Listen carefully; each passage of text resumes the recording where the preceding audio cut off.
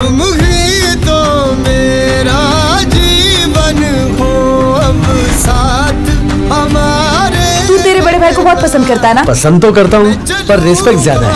संग परछाई सा बस ऐसा मैंने क्या कर दिया जो मुझे इस तरह बोल के चली गई?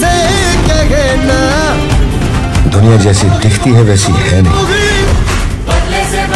ये हमारी नजरों से छिपी एक अलग दुनिया है।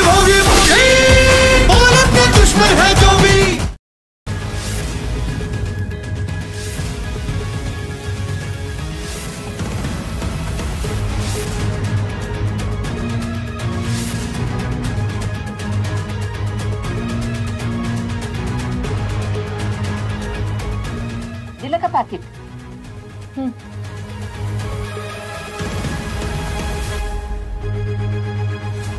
कोण होतं ग तिथं? अगं आजी ते येडं होतं ग तिथं, आराध्य करत होतं मला.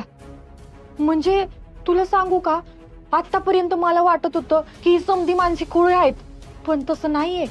माझ्यासारखी दिसणारी कोणतरी आराध्य नावाची पोर ह्या जगात आहे, म्हणून समधी मला आराध्य म्हणतात. आणि म्हणूनच ते येडं पण मला आराध्य समजून फसलं होतं, म्हणून माझ्या मागं लागलं होतं. अगं आजी त्याने काय केलं माहितीये, मला म्हणलं तू इथंच थांब, तू जाऊ नको कुठं. आणि मला आराध्यच म्हणत होतं ना सारखं.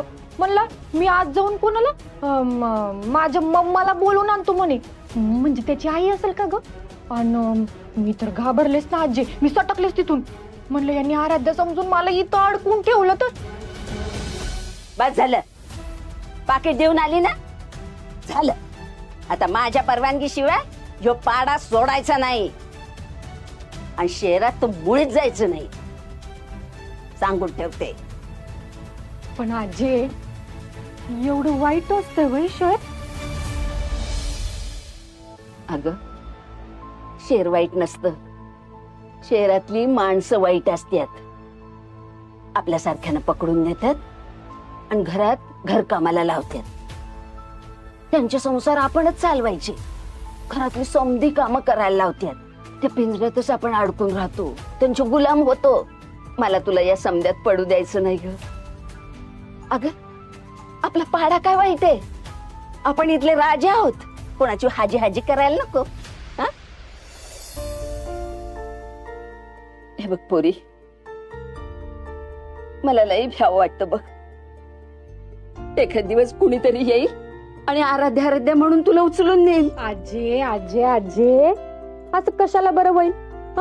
तुझ्या ताराला काही कोणी असंच पळून नेणार आहे काय? तुझी तारा खमकी हाय आणि तू बी खमकी हाय. चला आता मला लई भूक लागली, मला जेवायला वाढ बरं पटकन. वाढते चल.